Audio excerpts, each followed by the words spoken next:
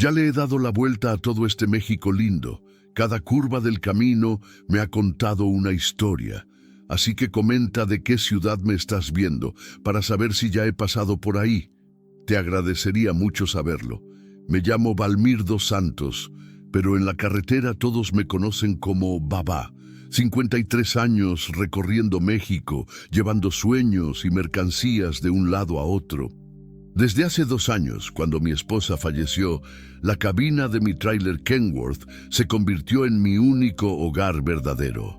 Era una madrugada de julio, de esas que te calan hasta los huesos, aunque tengas el calefactor prendido. Venía bajando la sierra entre Guanajuato y Michoacán, cargado de maíz con destino a Veracruz. La radio tocaba una ranchera que me recordaba a Rosa, mi mujer. La apagué rapidito. Algunas heridas todavía duelen cuando las tocas. La carretera federal 57 estaba desierta. Solo yo, el ruido constante del motor diésel y los faros cortando la oscuridad. Ya había recorrido más de 800 kilómetros desde que salí de Querétaro y el cansancio empezaba a pesar en mis párpados. Necesitaba parar. El olor fuerte a diésel mezclado con el perfume de las bugambillas entraba por la ventana entreabierta. Afuera, las chicharras cantaban su coro nocturno y la luna menguante apenas iluminaba los campos que se extendían hasta donde alcanzaba la vista. Conocía cada curva de esta carretera como conocía las líneas de mi propia mano. Había perdido la cuenta de cuántas veces había hecho este trayecto desde que Rosa murió. El trabajo se convirtió en mi fuga. Cuando llegaba a casa, en Celaya, la casa se quedaba demasiado quieta. Los guaraches de ella todavía estaban en el mismo lugar. La taza de café que usaba todas las mañanas seguía en el escurridor. No conseguía tocar nada. Era como si tocar algo fuese admitir que ella nunca más volvería. Por eso agarraba cualquier jale que aparecía. Cuanto más lejos, mejor. La carretera no cobraba explicaciones. No sentía lástima por mí. Solo el asfalto, el diésel y el tiempo pasando despacio dentro de la cabina. Aquella noche debería haber parado en la gasolinera de San Luis de la Paz, pero tenía prisa por llegar a Veracruz. La carga era de un productor que siempre pagaba en efectivo y necesitaba el dinero. Las cuentas de la casa no paraban de llegar, aunque la casa estuviera vacía. Fue entonces cuando mis faros iluminaron una figura pequeña al lado de la carretera, una sombra que agitaba los brazos desesperadamente. Mi primer instinto fue acelerar. La carretera de madrugada no es lugar para parar por cualquiera, pero algo me hizo pisar el freno. Quizás fuera la memoria de Rosa diciéndome que siempre tenía que ayudar a quien lo necesitara. Quizás fuera solo el instinto de trailero, pues. Cuando me acerqué, vi que era una muchacha. Joven, delgada, el pelo negro pegado al rostro por el sudor. No estaba pidiendo ride, estaba huyendo de algo. El corazón me latió más fuerte en el pecho. Miré por el retrovisor y vi una luz distante que venía en la misma dirección. Alguien venía detrás de ella.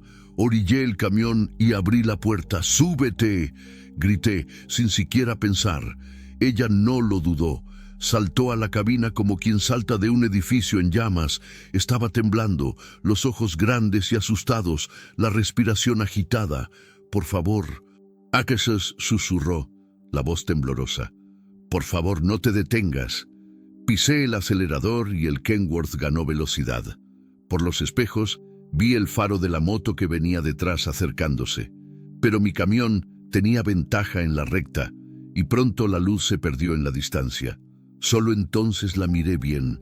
Tenía unos 20 y tantos años, piel morena, rasgos que parecían indígenas. Vestía una blusa sencilla y una falda que estaba rasgada en el borde.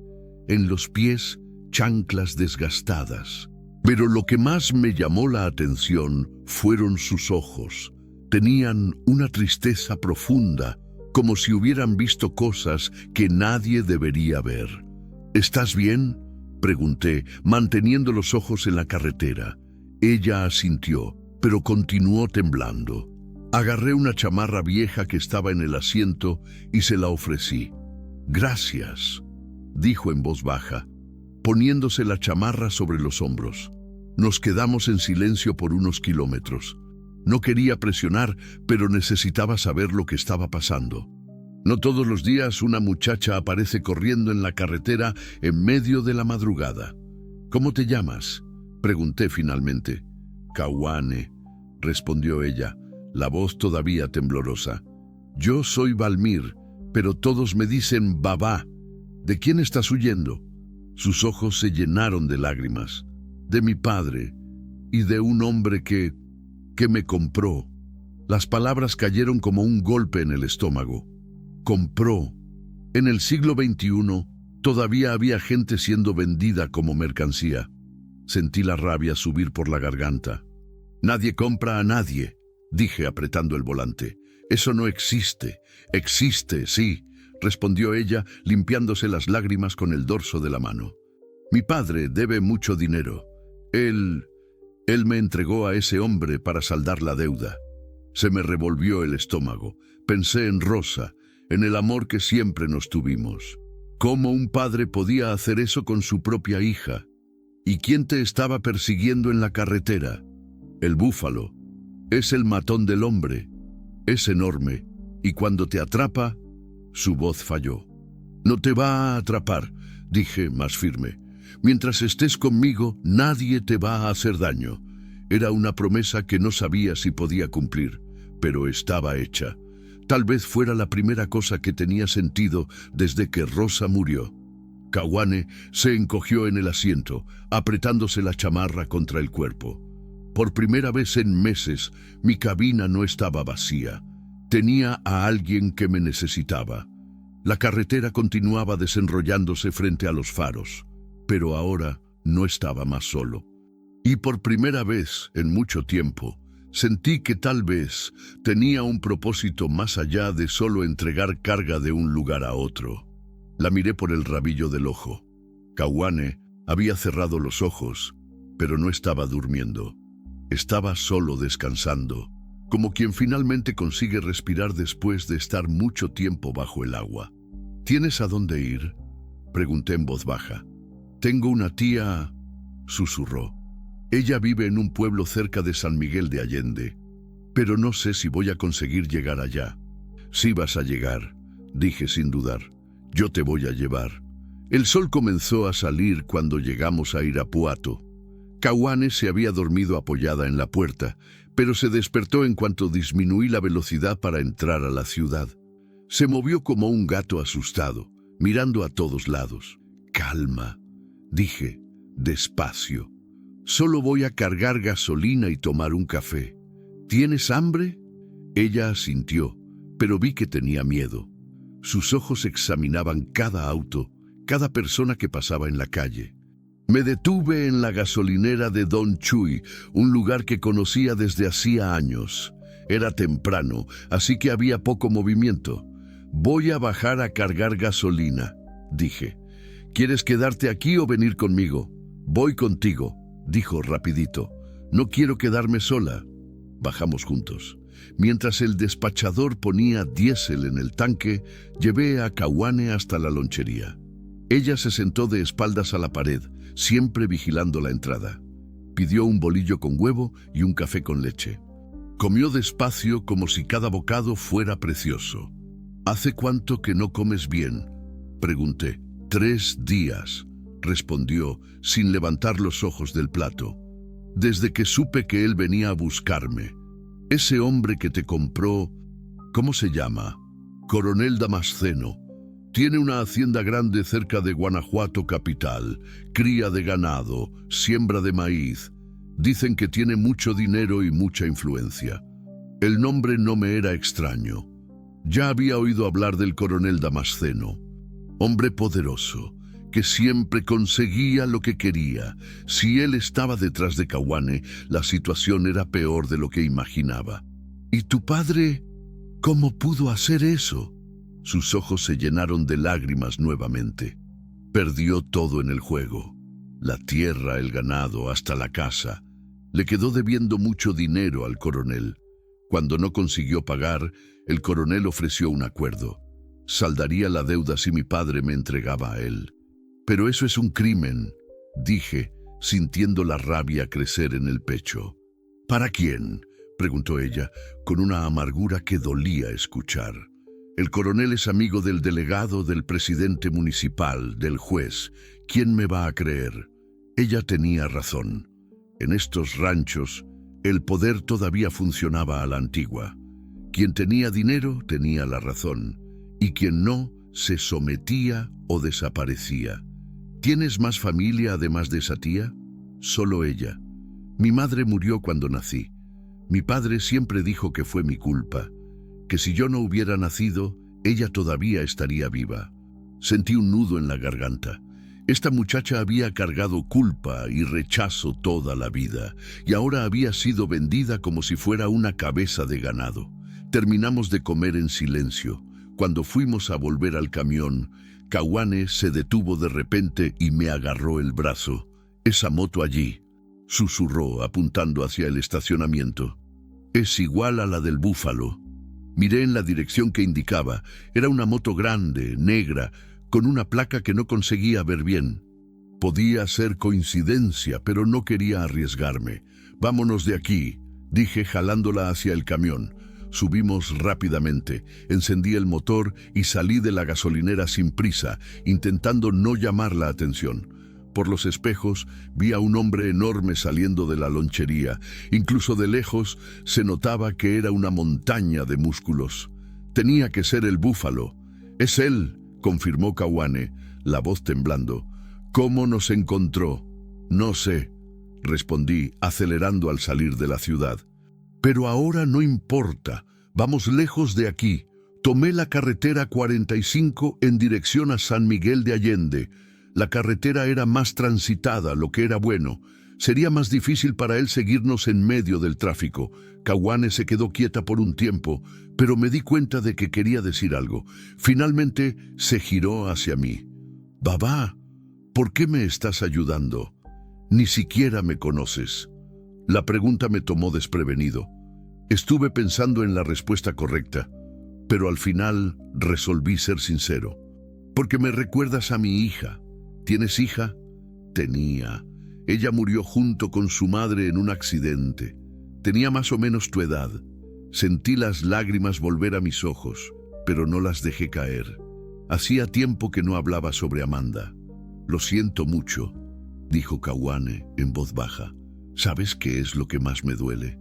Que nunca conseguí protegerlas. Siempre estaba en la carretera, siempre trabajando. Cuando el accidente sucedió, yo estaba en Tijuana cargando aparatos. Cuando llegué a casa era demasiado tarde. No fue tu culpa, tal vez no, pero nunca voy a tener otra oportunidad de proteger a Amanda, pero puedo protegerte a ti». Ella se quedó en silencio por un tiempo, procesando lo que había dicho. Después extendió la mano y tocó mi brazo. «Gracias», dijo, simple así. Continuamos viajando. La mañana se calentó rápido y pronto el sol estaba castigando el asfalto. Me detuve en una gasolinera más pequeña para completar el tanque y comprar agua. Caguane no quiso bajar esta vez. «No me tardo», dije. «Quédate con las puertas cerradas». Cuando volví estaba pálida, mirando por el retrovisor. «Está allí», susurró. Miré hacia atrás. El Búfalo estaba parado en el estacionamiento, apoyado en la moto, mirando directo a mi camión. Incluso de lejos se podía sentir la amenaza que representaba. «No va a hacer nada aquí», dije, tratando de calmarla. «Hay mucha gente cerca», pero estaba equivocado. El Búfalo comenzó a caminar en dirección al camión. Encendí el motor rápidamente. «Agárrate fuerte», avisé, y salí de la gasolinera acelerando.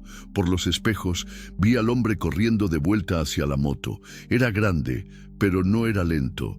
En poco tiempo estaba pegado a nosotros nuevamente. «No se va a rendir», dijo Caguane, la voz llena de desesperación. «El coronel le ordenó que me trajera de vuelta de cualquier manera. Entonces vamos a tener que ser más listos que él», respondí, pisando a fondo el acelerador. La persecución había comenzado de verdad, y yo sabía que, a partir de ese momento, no sería solo una cuestión de llevar a Kawane hasta su tía. Sería una cuestión de supervivencia. El camión ganó velocidad en la recta. Por primera vez en 2 años, tenía algo por lo que luchar. No era solo carga lo que estaba transportando, era una vida. Y esta vez, no iba a dejar que nada malo sucediera. No otra vez. La persecución duró hasta el final de la tarde. El búfalo era persistente, pero yo conocía estas carreteras mejor que él. Cuando llegamos cerca de San Miguel de Allende, conseguí despistarlo entrando en un camino vecinal que cortaba por dentro de las haciendas. Era un camino que conocía de los tiempos en que transportaba ganado para la región. Rodamos por más de 2 horas en caminos de tierra, levantando polvo y pasando por propiedades rurales donde los perros corrían detrás del camión ladrando. Kawane se sujetaba fuerte en el tablero a cada bache, pero no se quejó ni una sola vez. Cuando el sol comenzó a ponerse, paramos en un claro cerca de un arroyo. Era un lugar escondido, rodeado de árboles, donde ya había acampado otras veces. Lejos de la carretera principal, lejos de miradas curiosas. «Vamos a quedarnos aquí hoy», dije, apagando el motor. «Mañana continuamos». Kawane miró a su alrededor, nerviosa. «¿Estás seguro de que él no nos va a encontrar aquí?» «Seguro. Este lugar es seguro. Además, necesitas descansar. Ya llevas 2 días sin dormir bien». Bajamos del camión. El lugar era bonito, con el sonido del agua corriendo sobre las piedras y el canto de los pájaros preparándose para la noche. Pero Kawane no estaba prestando atención al paisaje. Se mantenía cerca del camión, lista para subirse corriendo si fuera necesario. «Puedes relajarte», dije, sacando algunos víveres de la cabina. «Aquí estamos seguros». Ella se sentó en una piedra cerca del arroyo, pero continuó tensa. Comencé a preparar un café en el fogón que siempre llevaba conmigo. Era un ritual que me calmaba y esperaba que la calmara a ella también. «Babá», me llamó en voz baja. «¿Crees que él se rindió?» «No sé», respondí, siendo honesto. «Un hombre como ese no se rinde fácil, pero por hoy estamos seguros». Ella asintió, pero vi que no estaba convencida. Nos quedamos un tiempo en silencio, solo el sonido del agua y el crepitar del fuego. Cuando el café estuvo listo, serví en 2 tazas de peltre. «Gracias», dijo ella recibiendo la taza. «¿Siempre has sido trailero?» «No. Antes trabajaba en un taller en Celaya. Reparaba camiones de los demás. Pero después de que Amanda nació, el dinero se volvió escaso. Entonces un amigo me prestó un camión viejo para que empezara a trabajar en la carretera. ¿Y tu esposa no se quejaba de que te quedaras tanto tiempo lejos?» La pregunta dolió, pero era un dolor bueno. Hacía tiempo que nadie me preguntaba sobre Rosa. Se quejaba, sí. Siempre decía que me estaba perdiendo la infancia de Amanda, que un día me iba a arrepentir de haber estado tanto tiempo lejos. Pero yo pensaba que estaba haciendo lo correcto, ¿sabes? Trabajando duro para darles una vida mejor. Aguanté la respiración por un momento. Las palabras salían solas, como si Kawane fuera una confidente antigua. Rosa era maestra en una escuela del barrio. A ella le encantaban los niños. Siempre traía historias graciosas a casa sobre las travesuras de los alumnos. Y Amanda, mi hija, era igualita a su madre. Lista, terca, llena de vida. Kawane me escuchaba sin interrumpir, los ojos fijos en mi rostro. El día del accidente, ellas estaban volviendo de la escuela. Era el cumpleaños de una compañera de Amanda, y Rosa la había llevado a la fiesta. Llovió mucho aquel día, y la carretera se puso resbaladiza. El carro derrapó y no conseguí terminar la frase. Incluso después de 2 años, todavía dolía hablar sobre aquel día. «Lo siento mucho», dijo Kawane en voz baja. «Debe ser horrible perder a las 2 personas que más amabas. Lo es, Pero ¿sabes qué es peor? La culpa. Si me hubiera quedado en casa, si hubiera ido a recogerlas a la fiesta, si hubiera comprado un carro mejor, siempre me quedo pensando en lo que podría haber sido diferente. Ella se levantó y vino a sentarse cerca de mí. Mi madre murió cuando nací, dijo mirando al fuego. Mi padre nunca me dejó olvidarlo. Siempre decía que yo la maté, que si yo no hubiera nacido, ella todavía estaría viva. Eso es mentira, dije firme.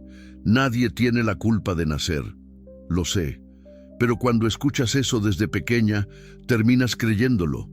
Crecí pensando que yo era una maldición, que todo lo malo que sucedía era mi culpa. Ella limpió una lágrima que se deslizó por su rostro. Cuando mi padre me dijo que me había vendido al coronel, ni siquiera me sorprendí. Siempre supe que un día él se iba a deshacer de mí de un modo u otro. ¿Y tu tía? ¿Cómo es ella? Tía Onira es hermana de mi madre. Ella siempre intentó protegerme, pero mi padre no me dejaba tener contacto con ella. Decía que era mala influencia. Cuando conseguí mandarle una carta contándole lo que estaba sucediendo, ella me dijo que huyera, que ella me iba a ayudar a recomenzar. ¿Dónde exactamente vive ella? En un pueblo pequeño cerca de San Miguel de Allende. Se llama Villa Esperanza. Ni siquiera está en el mapa, pero existe. Ella dijo que allá viven varias mujeres que pasaron por situaciones parecidas a la mía. Aquello me llamó la atención. Una villa solo de mujeres que habían sido maltratadas o abandonadas. Parecía cosa de película, pero en el interior de México mucha cosa rara sucedía. ¿Cómo sabes que puedes confiar en ella? Porque cuando yo era pequeña, antes de que mi padre lo prohibiera, ella siempre me trató con cariño. Era la única persona que hablaba de mi madre con amor, que me contaba historias bonitas sobre ella. Mi padre solo hablaba cosas malas. La noche cayó completa mientras conversábamos. Encendí una linterna y preparé un lugar para dormir. Tenía una lona en la caja que podía servir de protección contra la humedad. «Puedes dormir en la cabina», ofrecí. «Yo duermo aquí afuera, pues». «No», dijo ella, rápida. «Prefiero quedarme aquí cerca de ti. Tengo miedo de la oscuridad». Preparé 2 lugares en la lona, uno al lado del otro, pero con una distancia respetuosa. Caguane se acostó todavía vestida, usando mi chamarra como cobija. «Babá», me llamó en la oscuridad. «¿Crees que soy una persona mala?» «¿Por qué crees eso?» «Porque huí. Mi padre quedó debiendo mucho dinero por mi causa. Si yo no hubiera huido, él no tendría problemas con el coronel». «Caguane, escucha una cosa. Tu padre es adulto. Las deudas de él son responsabilidad de él. Tú no eres mercancía que puede ser vendida para pagar una cuenta. Tú eres una persona con derechos y sentimientos. Nadie nunca me dijo eso antes. Pues yo te lo estoy diciendo ahora, y voy a repetirlo cuantas veces sea necesario hasta que lo creas». Ella se quedó quieta por un tiempo. Pensé que se había dormido, pero ahí habló nuevamente. «Babá, ¿tienes miedo de morir?» La pregunta me tomó desprevenido. «A veces, pero no es de morir de lo que tengo miedo. Es de morir sin haber hecho nada que valga la pena. Tú salvaste mi vida. ¿Eso no vale la pena?» Me quedé sin respuesta. Ella tenía razón. Quizás, por primera vez en 2 años, estaba haciendo algo que realmente importaba. «Duerme», dije en voz baja. «Mañana continuamos el viaje», pero yo mismo no conseguí dormir. Me quedé mirando las estrellas, pensando en Rosa y en Amanda. ¿Ellas aprobarían lo que yo estaba haciendo? Estoy seguro de que sí. Rosa siempre decía que ayudar al prójimo era lo más importante en la vida. Por primera vez desde el accidente me sentí en paz. No era felicidad, eso todavía iba a tardar en volver, pero era una sensación de propósito, de estar en el lugar correcto haciendo la cosa correcta. Caguán se movió en el sueño, murmurando palabras que no conseguía entender. Estaba teniendo una pesadilla. Me acerqué y puse la mano en su hombro bien despacio. «Está todo bien», susurré. «¿Estás segura?» Ella se calmó, pero no despertó. Volví a mi lugar y finalmente conseguí dormirme, con el sonido del agua corriendo en el arroyo y los grillos cantando en la selva. Por la mañana desperté con Kawane moviéndome despacio. «Babá», susurró, la voz llena de miedo. «Viene alguien». Me levanté rápidamente y escuché. Allá lejos venía el sonido de un motor. Se estaba haciendo más fuerte. «Agarra tus cosas», dije, ya comenzando a guardar los víveres. «Rápido». Ella obedeció sin cuestionar. En 5 minutos estábamos dentro del camión con el motor encendido, pero era demasiado tarde. La moto negra surgió entre los árboles, levantando polvo. El búfalo nos había encontrado, y esta vez no había para dónde correr. El búfalo bajó de la moto despacio, como quien tiene todo el tiempo del mundo. Era todavía mayor de lo que parecía de lejos. Debía tener más de 2 metros de altura, con hombros anchos como una puerta de granero. Usaba una camiseta negra que mal contenía los músculos, y en los brazos tenía tatuajes que no conseguía ver bien. Kawane se encogió en el asiento, temblando. «Él me va a llevar de vuelta», susurró. «Me va a llevar de vuelta para el coronel». «No lo hará», dije, pero mi propia voz salió temblorosa. El hombre caminó hasta el frente del camión y se detuvo cruzando los brazos. Incluso a través del parabrisas daba para sentir la frialdad de sus ojos. «Baja de ahí, viejo», gritó, la voz gruesa como el motor de un tractor, «y trae a la muchacha contigo». Mi corazón latía tan fuerte que parecía que iba a salir por la boca. Hacía 2 años que no sentía tanto miedo. No desde el día en que recibí la llamada sobre el accidente. «¿Qué vas a hacer?», preguntó Kawane, las lágrimas ya resbalando por su rostro. «No sé», respondí, honesto. «Pero no te voy a entregar a él». Encendí el motor y pisé a fondo el acelerador. El Kenworth arrancó con fuerza directo hacia el búfalo. Pensé que él iba a saltar hacia el lado, pero el hombre simplemente extendió sus manos gigantes y se apoyó en la defensa del camión. El impacto me lanzó contra el volante. El camión se detuvo como si hubiera chocado contra una pared. El búfalo ni siquiera se había movido del lugar. «Dios mío», murmuró Kawane. «Él es un monstruo». El hombre rodeó el camión y vino hasta la puerta del conductor. Golpeó el vidrio con la mano cerrada, haciendo temblar todo el camión. «Última oportunidad, viejo. Abre esa puerta». Miré a Kawane. Ella estaba pálida, pero tenía una determinación en los ojos que yo no esperaba. «Si me entregas a él», dijo ella en voz baja, «lo voy a entender. Ya has hecho más por mí de lo que cualquier persona en mi vida ha hecho». «No te voy a entregar», repetí, firme. «De ningún modo». El búfalo comenzó a sacudir el camión, intentando voltearlo de lado. El camión pesaba casi 15 toneladas cargado, pero el hombre conseguía moverlo como si fuera una carretilla. «¡Sal del camión!», grité por la ventana. «Déjennos en paz. La muchacha no es tuya», respondió él, parando de sacudir el camión. «Ella pertenece al coronel. Fue comprada y pagada. Nadie pertenece a nadie». El búfalo dio una risotada sin humor. «Usted no entiende cómo funcionan las cosas por aquí, ¿verdad, viejo? El coronel Damasceno es dueño de todo en esta región. De la tierra, del ganado, de las personas. Quien lo contradice, desaparece.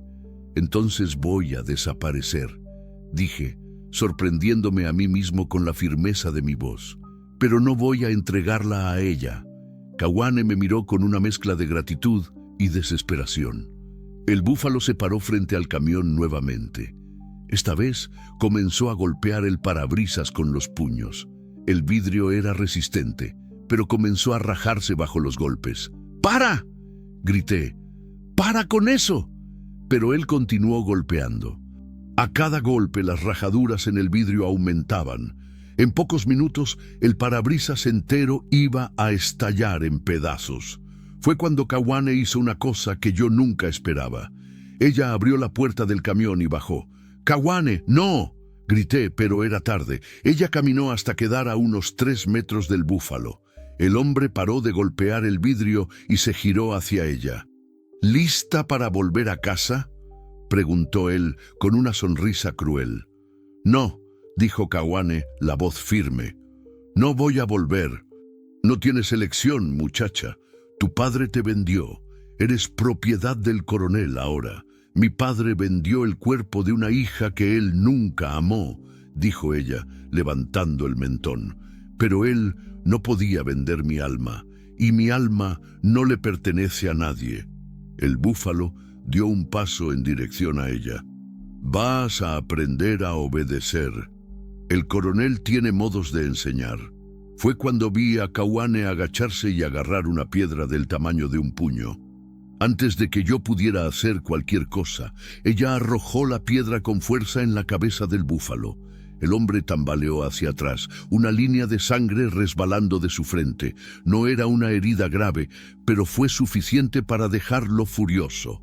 «¡Su zorra!», rugió él avanzando hacia ella. Salí del camión corriendo. No era rival para el búfalo, pero no podía dejar que él lastimara a Kawane. Me lancé sobre la espalda del hombre, intentando derribarlo. Era como intentar derribar un árbol con las manos desnudas. El búfalo me agarró por los brazos y me arrojó al suelo como si yo fuera un saco vacío. Caí de espaldas, el aire saliendo de mis pulmones. «¡Baba!», gritó Kawane corriendo hacia mí. El búfalo vino caminando despacio, limpiando la sangre de su frente. «Ahora ustedes dos van a aprender a no meterse con el coronel Damasceno». Fue cuando escuchamos el sonido de otros motores aproximándose. 3 motos aparecieron entre los árboles, levantando polvo. Hombres armados bajaron de ellas, cercando el claro. Reconocí la ropa. Eran policías rurales. «¡Búfalo!», gritó uno de ellos. El coronel mandó avisar. «Cambio de planes». El grandote se giró hacia los policías, irritado. «¿Qué cambio?». Estaba casi llevando a la muchacha de vuelta. «Órdenes del coronel. Él quiere que vuelvas a la hacienda. Ahora». «¿Y la muchacha?». El policía miró a Kawane con una expresión que me dio escalofríos. «La muchacha, bueno, parece que ella causó mucho problema. El coronel dijo que si ella no quiere ir por las buenas, entonces no necesita ir. ¿Entendiste? La sangre se heló en mis venas. Iban a matar a Kawane allí mismo». «No», dije levantándome con dificultad. «Ustedes no pueden hacer eso». «Sí podemos», dijo el policía sacando el arma de la funda. «Ella es una fugitiva». Se resistió al arresto. Desafortunadamente, hubo un tiroteo. Kawane se acercó a mí, tomando mi mano. «No tengo miedo», susurró. «Al menos voy a morir libre». Pero yo tenía miedo, mucho miedo, no de morir, de fallar nuevamente, de no conseguir proteger a alguien que dependía de mí. Fue cuando recordé una cosa que Rosa siempre decía. A veces la valentía no es no tener miedo. Es hacer lo correcto incluso cuando estás muriendo de miedo. Miré a los hombres armados. Eran 4 contra 2. No teníamos chance en una pelea, pero tal vez no necesitábamos pelear. «Esperen», dije levantando las manos. «Ustedes no quieren crearle un problema al coronel, ¿verdad?». «¿Qué tipo de problema?», preguntó el policía, pero no bajó el arma.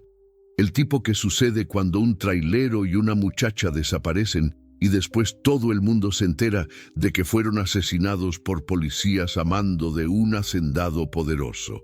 Nadie va a saber nada.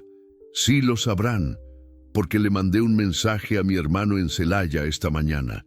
Le conté todo sobre el coronel, sobre la muchacha, sobre el búfalo. Si no lo llamo hasta esta noche, él va directo a la prensa. Era mentira, claro. Yo no tenía hermano y no le había mandado un mensaje a nadie. Pero ellos no lo sabían. El policía vaciló, mirando a sus compañeros. «Estás fanfarroneando. ¿Quieres apostar tu carrera a eso?». Pregunté. Porque si esta historia sale en el periódico, ustedes van a ser los primeros en salir perjudicados. El coronel va a salvar su pellejo echándoles la culpa a ustedes. Vi la duda en los ojos de los hombres. Ellos sabían que yo tenía razón. Hombres poderosos como el coronel nunca se ensucian las manos. Siempre buscan a otros para hacer el trabajo sucio. Además, continué, ¿ustedes realmente creen que vale la pena matar a 2 personas por una pelea entre el coronel y el padre de ella? Eso no es problema de ustedes. El silencio se extendió por largos segundos. Solo se oía el sonido del agua corriendo en el arroyo y la respiración pesada del búfalo. Finalmente, el policía bajó el arma. «Búfalo, vámonos. Y la muchacha ya no es problema nuestro. Que el coronel se las arregle». El búfalo protestó, pero obedeció. Los hombres subieron a las motos y partieron, dejando solo el polvo y el silencio. Caguane y yo nos quedamos parados, todavía sin creer que estábamos vivos. «¿Cómo supiste que iba a funcionar?», preguntó ella, temblando. «No lo sabía», confesé. «Solo recé para que ellos fueran más listos que leales». Ella se arrojó en mis brazos, llorando de alivio. Yo la abracé, sintiendo mi propio cuerpo temblar de tensión. «Vámonos de aquí», dije. «Rápido, antes de que cambien de idea». Subimos al camión y salimos del claro, pero yo sabía que nuestra fuga apenas estaba comenzando. El coronel no iba a rendirse tan fácil así, y la próxima vez quizás no conseguiríamos escapar con vida. Necesitábamos llegar a esa Villa Esperanza antes de que él mandara a otros hombres tras nosotros, antes de que nuestra suerte terminara de una vez. Rodamos por 3 horas en carreteras secundarias, parando solo para cargar gasolina y comprar agua. Caguane no habló casi nada después del enfrentamiento. Se quedaba mirando por la ventana, las manos todavía temblando de vez en cuando. Yo entendía su silencio. Había acabado de enfrentar la muerte de frente y descubierto que tenía más valentía de la que imaginaba. Eso conmueve a cualquiera. El sol estaba fuerte cuando llegamos a una encrucijada cerca de San Miguel de Allende. 3 caminos de tierra se separaban allí, y no había ninguna señal indicando dirección alguna. «¿Cuál de estos va para Villa Esperanza?», pregunté. Caguane miró a los 3 caminos, confusa. «No sé bien. Mi tía solo dijo que era cerca de San Miguel de Allende, en una carretera que pasa por un cementerio viejo y una iglesia abandonada.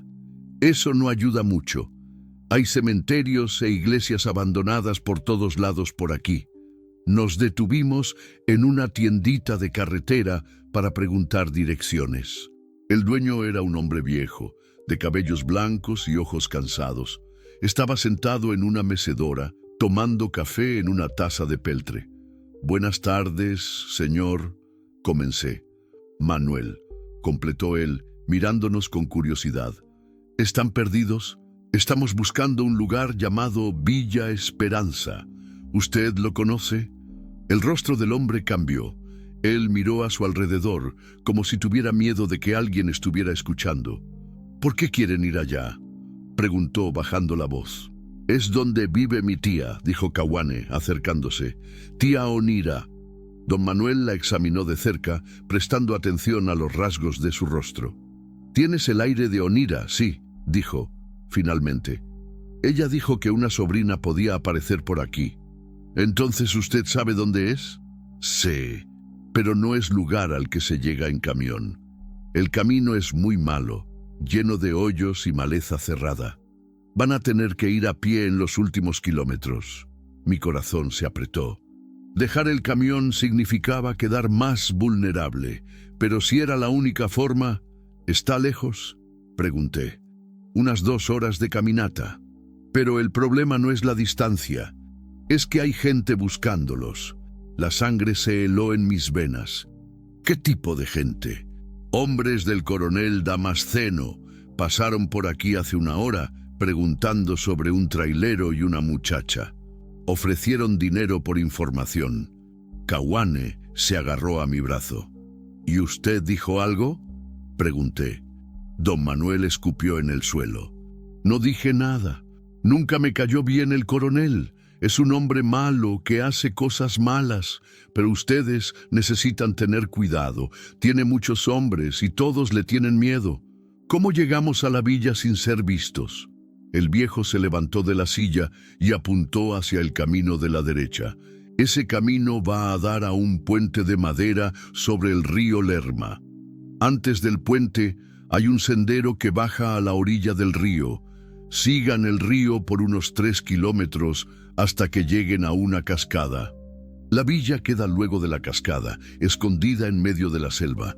Y el camión, pueden dejarlo aquí. Yo lo cuido hasta que ustedes vuelvan. Si es que van a volver.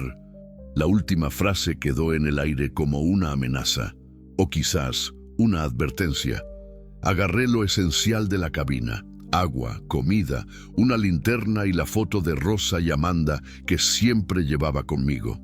Kawane no tenía nada además de la ropa que llevaba puesta y mi chamarra vieja. Gracias por la ayuda, don Manuel, dije, estrechando la mano del viejo. Cuídense, respondió él. Y si encuentran a Onira, díganle que Manuel le manda recuerdos. Comenzamos a caminar por el camino de tierra. El sol ya estaba bajando, pero todavía hacía calor. El aire estaba seco y polvoriento, y pronto nuestras gargantas quedaron ásperas. ¿Estás bien?, le pregunté a Kawane después de unos 20 minutos de caminata. Lo estoy. Un poco cansada, pero estoy bien. ¿Quieres parar a descansar? No. Quiero llegar luego a la villa. Tengo miedo de que nos encuentren en medio del camino. Yo también tenía miedo, pero no dije nada. El camino era desierto. Solo estábamos nosotros dos y el ruido de nuestros pasos en la tierra apisonada. De vez en cuando, un pajarito cantaba en la selva o se oía el mugido distante de una vaca. Después de una hora, llegamos al puente que don Manuel había mencionado. Era una estructura vieja de madera que se balanceaba cuando pisábamos en ella. Abajo, el río Lerma corría lento y marrón, lleno de sedimento. Ahí, dijo Kawane, apuntando hacia una abertura en la selva. Debe ser el sendero. Bajamos por el sendero empinado. El terreno era resbaladizo por causa de las hojas secas y más de una vez casi nos caímos. Pero finalmente llegamos a la orilla del río. El sendero continuaba siguiendo el curso del agua. Era más fácil caminar ahí porque el terreno era más firme, pero también era más peligroso porque quedábamos expuestos. Si alguien venía buscando, sería fácil encontrarnos. Va, dijo Kawane después de más media hora de caminata. ¿Puedo preguntarte algo? Claro. ¿Te arrepientes de haberme ayudado? La pregunta me tomó por sorpresa. ¿Por qué crees eso? Porque por mi causa perdiste tu camión, puedes perder tu trabajo, puedes hasta morir, y ni siquiera me conocías. Paré de caminar y me giré hacia ella. Kawane, escucha una cosa. En los últimos 2 años, desde que Rosa y Amanda murieron, yo solo estaba existiendo. Me levantaba por la mañana, agarraba el camión, hacía las entregas, volvía a casa, dormía y comenzaba todo de nuevo al día siguiente. No tenía propósito, no tenía sentido. Ella me escuchaba en silencio. Cuando te ayudé en aquel camino, por primera vez en mucho tiempo, sentí que estaba haciendo alguna cosa importante, alguna cosa de la que Rosa estaría orgullosa de mí. Pero puedes morir por eso. Todo el mundo va a morir un día, Kawane. La diferencia es si uno muere habiendo vivido de verdad o solo habiendo existido. Ayudarte me hizo sentir vivo de nuevo. Ella limpió una lágrima que se deslizó por su rostro. Gracias, dijo en voz baja, por todo. Continuamos caminando. El río hacía curvas y más curvas, serpenteando por la selva. El sol comenzó a ponerse, tiñendo el cielo de naranja y rojo. Era bonito, pero también preocupante. Luego oscurecería, y caminar en la oscuridad sería peligroso. Fue cuando oímos el sonido de la cascada. Era un ruido bajo al comienzo, como un murmullo distante, pero a medida que nos aproximábamos, el sonido se hacía más fuerte. Luego conseguimos ver la caída de agua a través de los árboles. La cascada no era muy alta, unos 10 metros quizás, pero era ancha y poderosa. El agua caía en una piscina natural rodeada de piedras lisas. El lugar era lindo, como un paraíso escondido en medio de la selva. «Debe ser aquí», dijo Kawane, animada. «La villa debe estar cerca». Rodeamos la cascada y continuamos siguiendo el río. El sendero ahora era casi invisible, cubierta por plantas y ramas caídas. Pero de repente vimos una luz entre los árboles. Era una casa pequeña, hecha de madera y barro, con un corredor enfrente. Había más casas detrás de ella, formando una pequeña aldea. Humo subía de las chimeneas y se oía el sonido de voces conversando. «Villa Esperanza», susurró Kawane. Nos aproximamos despacio. Una mujer salió de la primera casa como si hubiera sentido nuestra presencia. Era una señora de unos 50 años, cabellos grises recogidos en un moño, vistiendo un vestido sencillo de manta. Cuando ella vio a Kawane, el rostro se iluminó. «¡Mi niña!», gritó corriendo en nuestra dirección. «¡Lo conseguiste! ¡Conseguiste llegar!».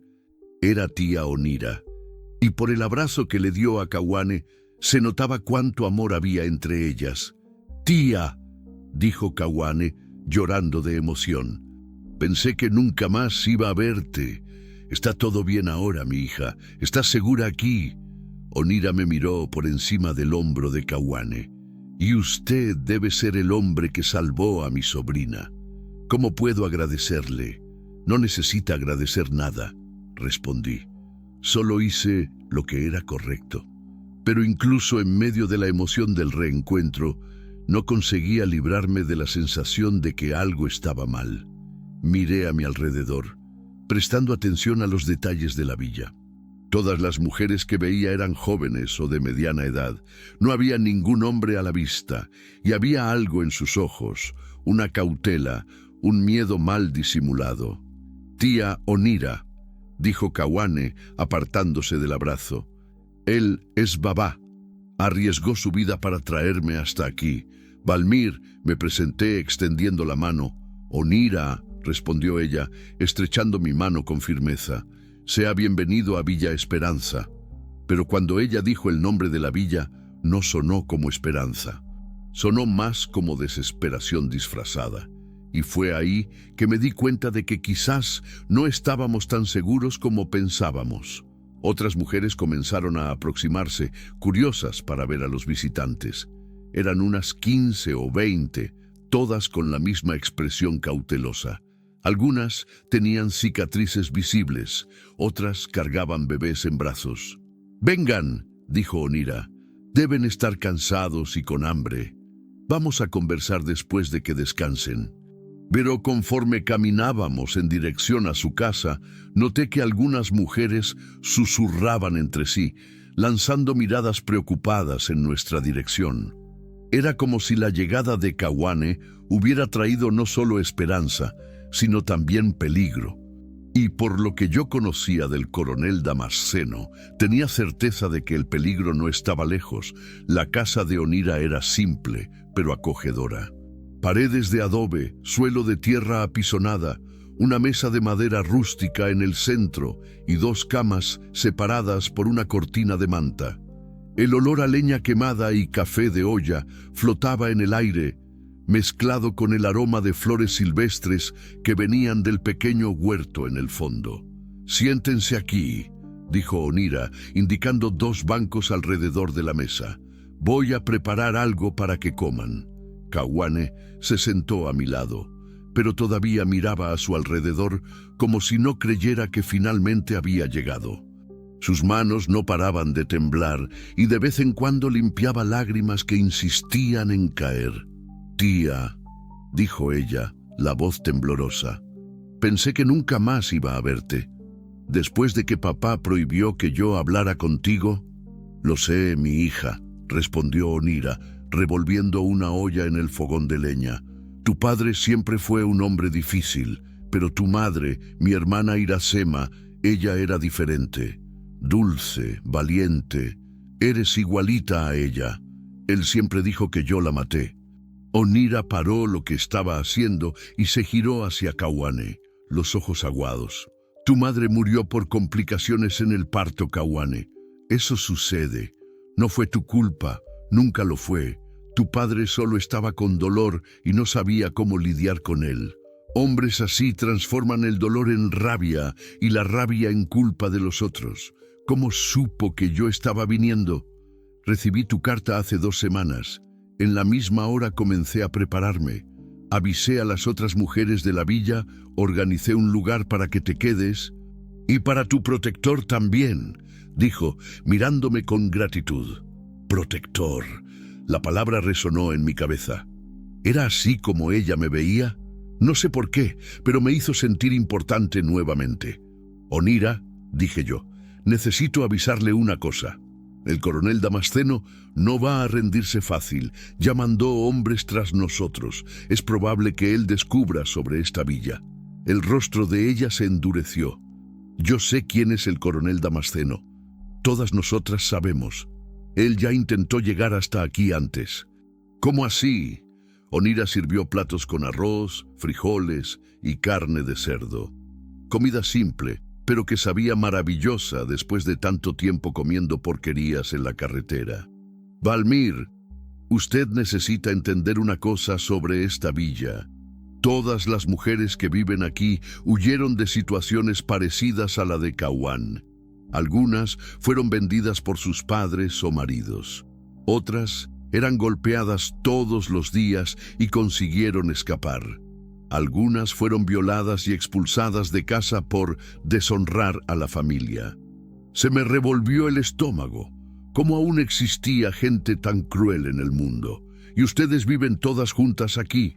Creamos nuestra propia comunidad, plantamos nuestra comida, criamos gallinas y cerdos, hacemos artesanía para vender en la ciudad. Vivimos en paz, cuidándonos unas de las otras. Pero ustedes no tienen protección legal. ¿No pueden denunciar a esos hombres?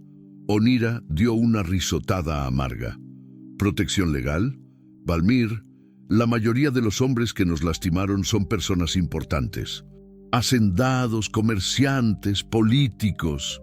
El coronel Damasceno es amigo del delegado, del juez, del presidente municipal. ¿Quién va a creer en la palabra de mujeres perdidas contra hombres respetables? Era verdad. Yo sabía cómo funcionaba la justicia en el interior. No era sobre lo correcto o lo incorrecto, era sobre quién tenía más dinero e influencia. Pero si él viene hasta aquí, si él viene, nos defendemos. No somos más las mujeres asustadas que llegaron aquí. Aprendimos a luchar, a protegernos y principalmente aprendimos que juntas somos más fuertes. Kawane comía despacio, absorbiendo cada palabra de su tía. Era como si estuviera descubriendo que existía un mundo diferente, donde las mujeres podían vivir sin miedo. ¿Cuántas mujeres viven aquí?, preguntó ella. 23, contando contigo ahora. La más joven tiene 15 años, huyó de un matrimonio arreglado. La más vieja tiene 62, pasó 40 años siendo golpeada por el marido hasta decidir que prefería morir libre a vivir esclava. ¿Y ellas se quedan aquí para siempre? Algunas se quedan, otras se van cuando se sienten listas para recomenzar en otro lugar. No es una prisión, Kawane, es un refugio, un lugar donde puedes curar las heridas y decidir qué tipo de vida quieres vivir. Después de la comida, Onira nos llevó a conocer la villa. Era pequeña, pero bien organizada.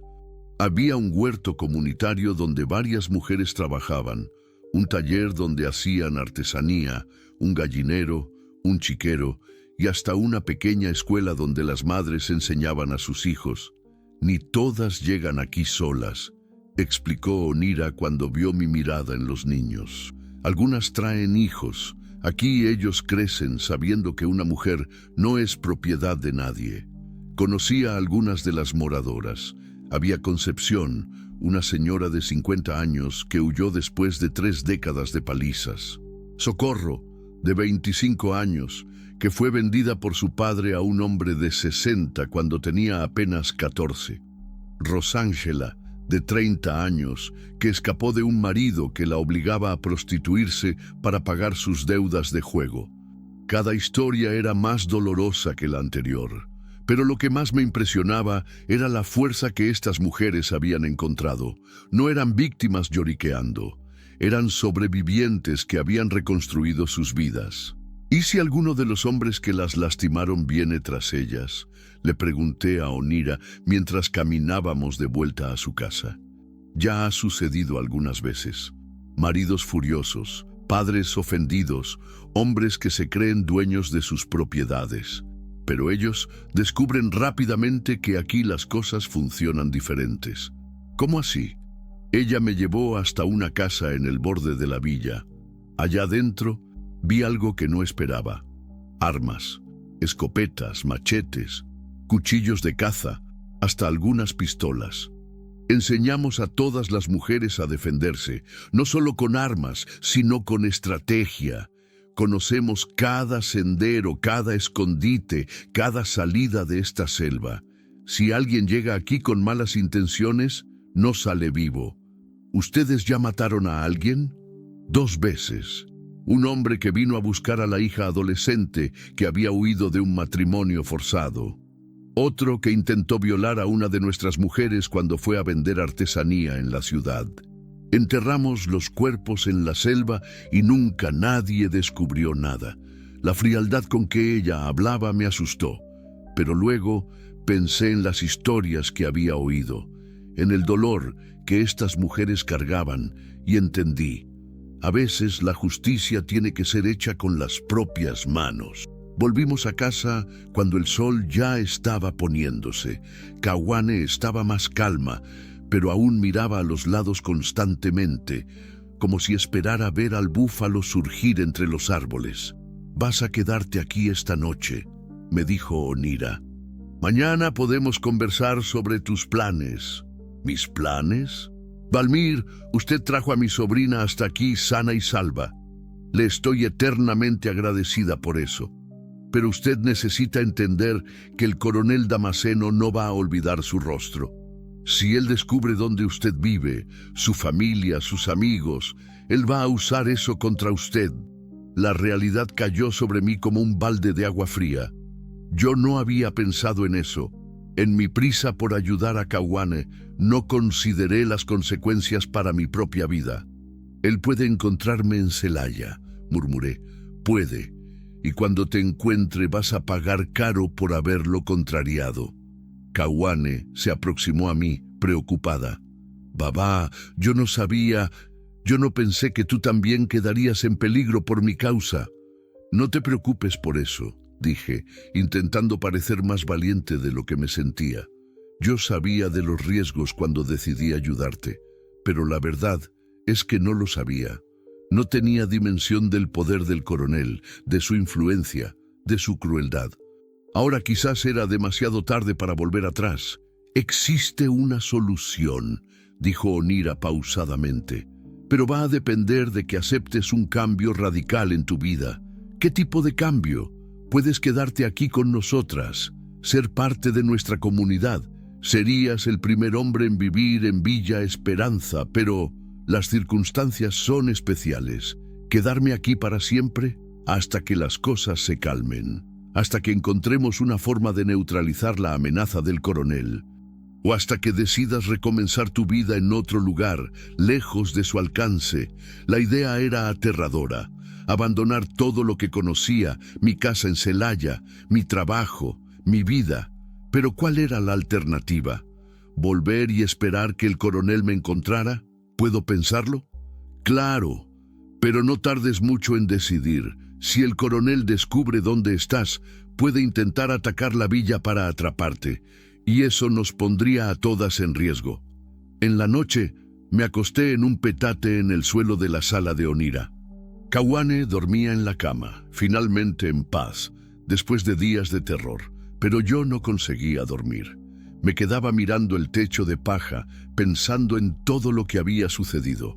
3 días atrás, yo era apenas un trailero solitario, cargando maíz de Querétaro a Veracruz. Ahora estaba escondido en una villa secreta, considerando abandonar mi vida entera para proteger a una muchacha que apenas conocía. Y lo más extraño era que no me sentía arrepentido. Por primera vez en 2 años, sentía que estaba haciendo algo que importaba, algo que Rosa aprobaría. Pero ¿será que estaba preparado para pagar el precio? Allá afuera, oí el sonido de pasos. Alguien estaba caminando por la villa. Me levanté despacio y miré por la ventana. Era una de las mujeres haciendo la ronda nocturna, con una escopeta en las manos. Incluso aquí, en lo que debería ser un refugio seguro, ellas necesitaban mantener guardia. El miedo nunca las abandonaba completamente. Fue cuando oí otro sonido, más distante viniendo de la selva. Parecía motor de moto. Mi sangre se heló. Desperté a Onira despacio. «Viene alguien», susurré. Ella se levantó rápidamente y fue hasta la ventana. Se quedó escuchando por algunos segundos. «¿Cuántas motos escuchas?», presté atención. Era difícil decir con certeza, pero 3, quizás 4. «Demasiadas para ser visita amigable», dijo ella, ya agarrando una escopeta que estaba escondida detrás de la puerta. «Despierta a Kawane. Van a tener que esconderse. Y tú, yo y las otras vamos a recibir a nuestros visitantes, de la forma que ellos merecen». El sonido de los motores se estaba haciendo más próximo. Luego, luces de faros comenzaron a danzar entre los árboles. El coronel Damasceno había encontrado Villa Esperanza. Y esta vez no había para dónde huir. Desperté a Kawane despacio, poniendo la mano sobre su boca para que no gritara del susto. «Llegaron», susurré. «El coronel está aquí». Sus ojos se agrandaron de terror, pero ella asintió que entendió. Onira ya estaba organizando la defensa de la villa. Oí pasos rápidos allá afuera, mujeres moviéndose en silencio, agarrando armas y posicionándose. «¡Vengan conmigo!», dijo Onira, llevándonos para el fondo de la casa. «Hay una trampilla aquí que lleva a un túnel. Sale cerca de la cascada». «¿Y tú?», pregunté. «Yo me quedo. Esta es mi casa, mi familia. No voy a abandonar a las mujeres que confían en mí». El sonido de los motores paró en la entrada de la villa. Voces masculinas resonaron en la noche, ásperas y amenazadoras. «¡Sabemos que están ahí!», gritó una voz que reconocí. Era el búfalo. «Entreguen a la muchacha y al trailero, y nadie sale lastimado». Onira abrió la trampilla. Abajo había una escalera rústica de madera que descendía a la oscuridad. «Vayan», susurró ella. «Ahora». Pero Kawane no se movió. «No», dijo ella, firme. «No voy a huir de nuevo». «Kawane, no es hora de ser terca», hablé. «Necesitas salir de aquí y dejar que estas mujeres mueran por mi causa». «Nunca». Ella agarró una escopeta que estaba apoyada en la pared. «Yo sé disparar. Mi padre me enseñó cuando yo era niña». Onira la miró con orgullo y preocupación al mismo tiempo. «¿Estás segura, mi hija?». «Lo estoy. Me cansé de correr. Me cansé de tener miedo. Si ellos quieren llevarme, van a tener que luchar por eso». Allá afuera, las voces se hicieron más altas y agresivas. «Última oportunidad», gritó el búfalo. «Salgan con las manos para arriba o vamos a entrar disparando». El silencio que se siguió fue cargado de tensión. Entonces, la voz de una de las mujeres de la villa resonó en la noche. «Lo único que van a encontrar aquí son balas. ¡Salgan de nuestra tierra!». La respuesta vino en forma de tiros. Los hombres del coronel comenzaron a disparar contra las casas. Madera estalló, tejas volaron por los aires, pero las mujeres respondieron inmediatamente. El tiroteo explotó por la villa entera. Por la ventana vi a los hombres del coronel intentando avanzar entre las casas, pero encontrando resistencia en cada esquina. Las mujeres conocían cada centímetro del terreno, cada escondite, cada ángulo de tiro. ¿Cuántos hombres vinieron?, le pregunté a Onira. «Unos 10 o 12», respondió ella, cargando su escopeta. Pero ellos no esperaban encontrar resistencia organizada. Un grito de dolor resonó allá afuera. Uno de los atacantes había sido alcanzado. «¿Está viendo, coronel?», gritó una de las mujeres. «Sus perras saben luchar». Era cuando reconocí otra voz en medio del tiroteo, una voz que me heló la sangre. «Valmir dos Santos», gritó el coronel Damasceno. «Sé que estás ahí dentro. Si te entregas junto con la muchacha, dejo a las otras mujeres en paz». Caguane me miró, el miedo volviendo a sus ojos. «No le creas», dijo Onira. «Hombres como él nunca cumplen su palabra». Pero yo sabía que el coronel estaba diciendo la verdad sobre una cosa. Él no iba a rendirse. Y mientras estuviéramos en la villa, todas estas mujeres estarían en peligro. «Existe otra salida», le dije a Onira. «Si Caguane y yo salimos por el frente, entregándonos, ustedes pueden cubrirnos por la retaguardia. Cuando ellos estén distraídos con nosotros, ustedes atacan». «Es muy arriesgado», dijo ella. «Todas las opciones son arriesgadas ahora, pero al menos así ustedes tienen una chance». Caguane sujetó mi brazo. «Babá, si nos entregamos, él nos va a matar». «Tal vez, pero si nos quedamos aquí, él va a matar a todo el mundo». Onira se quedó pensando por algunos segundos, mientras los tiros continuaban allá afuera. «Hay una chance», dijo ella finalmente, «pero va a exigir coraje y un poco de suerte». «¿Cuál?» «Concepción conoce estas selvas mejor que nadie. Ella puede llevarlos por un sendero secreto que rodea toda la villa. Si consiguen llegar hasta la carretera principal, pueden pedir ayuda». «¿Ayuda de quién?» «El coronel controla toda la región». «No toda. Hay un puesto de la Policía Federal de Caminos a unos 20 kilómetros de aquí. Ellos no están en la nómina del coronel». Era una chance pequeña, pero era mejor que nada. «¿Dónde está Concepción?» «En la casa de al lado, cubriendo el flanco derecho». El tiroteo disminuyó de intensidad. Los hombres del coronel estaban retrocediendo, reagrupándose para un nuevo ataque. «Voy a buscarla», dijo Onira. «Prepárense para salir». Ella salió por la puerta trasera corriendo agachada. Algunos minutos después, volvió con Concepción, una mujer baja y fuerte, con cicatrices en el rostro que contaban la historia de años de violencia. «¿Ustedes quieren salir de aquí?», preguntó ella directo al punto. «Queremos intentarlo», respondí. «El sendero es difícil. Van a tener que arrastrarse por buena parte del camino. Y si los hombres del coronel los descubren, no habrá vuelta atrás. Entendemos los riesgos». Concepción asintió. «Entonces vamos. Pero dejen las armas aquí. En la selva cerrada solo van a estorbar». Salimos por la puerta trasera, arrastrándonos entre las plantas hasta que llegamos al borde de la selva.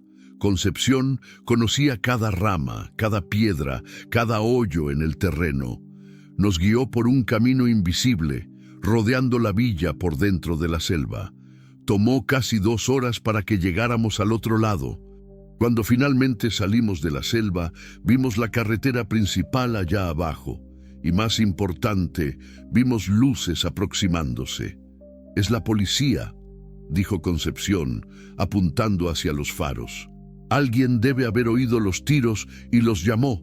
Bajamos corriendo por la ladera. Cuando llegamos a la carretera, 3 patrullas de la Policía Federal de Caminos estaban paradas. Un sargento se aproximó a nosotros. «¿Están bien? Recibimos denuncias de tiroteo en la región». «Sargento», dije jadeando, «mi nombre es Valmir dos Santos, ella es Caguane. Estamos siendo perseguidos por el coronel Damasceno y sus hombres. Ellos atacaron una villa de mujeres en la selva». El sargento frunció el ceño. «¿Coronel Damasceno? Tenemos una orden de arresto contra él desde hace meses. Sospecha de trata de personas y corrupción». Mi corazón se aceleró. Finalmente, alguien que no estaba en la nómina del coronel. «Él está allá ahora. con unos 10 hombres armados, atacando la villa. «Muéstrenos el camino», dijo el sargento, hablando en la radio para llamar refuerzos. Volvimos a la villa con 4 patrullas y 12 policías federales. Cuando llegamos, el tiroteo había parado. Los hombres del coronel habían huido cuando oyeron el sonido de las sirenas aproximándose. Encontramos a las mujeres de la villa cuidando a los heridos. 2 habían recibido tiros de refilón, pero nada grave. Del lado de los atacantes, 3 hombres habían sido muertos, incluyendo al búfalo. El coronel Damasceno había escapado, pero dejó atrás evidencias suficientes para garantizar su arresto cuando fuera encontrado. «Acabó», dijo Onira abrazando a Caguane. «Él no puede hacerte más daño». Pero yo sabía que no había acabado completamente. El coronel aún estaba libre y hombres como él tenían muchos recursos y muchos contactos. Quizás tomara tiempo, pero un día él sería arrestado de verdad. 3 meses después, yo estaba de vuelta en la carretera, pero esta vez no estaba solo.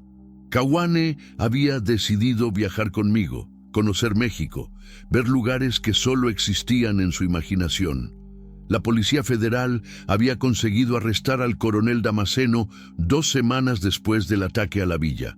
Él fue condenado por trata de personas, corrupción e intento de homicidio.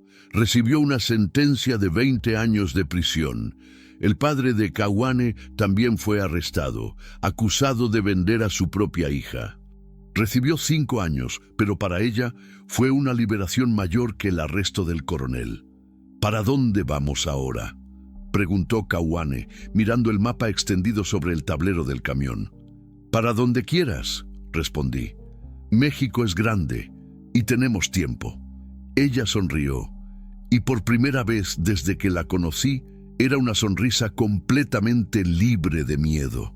«Quiero conocer el mar», dijo ella. «Nunca he visto el mar. Entonces vamos para Veracruz. Tengo una carga de café para entregar allá mismo». Encendí el motor del Kenworth y salimos a la carretera. En el retrovisor vi la foto de Rosa y Amanda balanceándose suavemente. Por un momento pareció que ellas estaban sonriéndome, aprobando la elección que había hecho. Caguán tomó mi mano libre y la apretó con cariño. «Gracias, babá, por todo. No necesitas agradecer. Tú me enseñaste una cosa importante». «¿Qué?».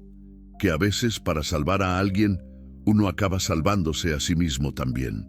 El camino se extendía frente a nosotros, largo y lleno de posibilidades, y por primera vez en mucho tiempo, yo no estaba huyendo de nada.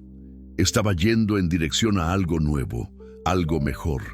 La vida me había dado una segunda oportunidad de proteger a alguien, y esta vez yo no había fallado. El sol nacía en el horizonte, tiñendo el asfalto de dorado. En la radio tocaba una canción ranchera que hablaba de recomienzos y esperanza. Y yo finalmente entendí lo que Rosa siempre quiso enseñarme, que el amor verdadero no es posesión, es libertad, no es controlar, es cuidar, no es aprisionar, es dar alas para volar. Caguane tenía sus alas ahora, y yo había encontrado mi propósito nuevamente. El camino continuaba, infinito y lleno de promesas. Y nosotros continuábamos también, libres y juntos, rumbo al horizonte que se abría frente a nosotros.